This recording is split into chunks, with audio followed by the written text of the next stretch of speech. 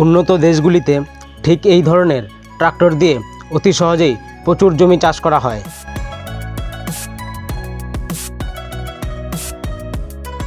এই মেশিনটিকে ফসল তোলার কাজে ব্যবহার করা হয়।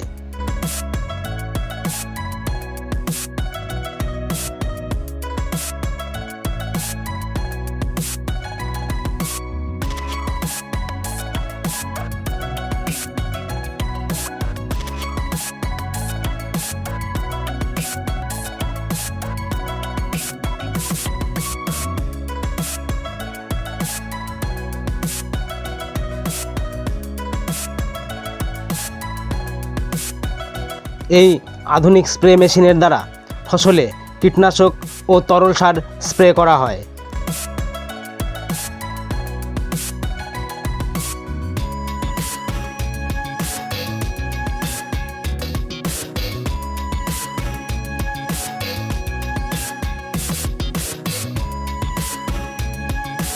এই যন্ত্রের দ্বারা ফসল কেটে ও ঝাড়াই হয়ে ট্রাকে লোড হয়।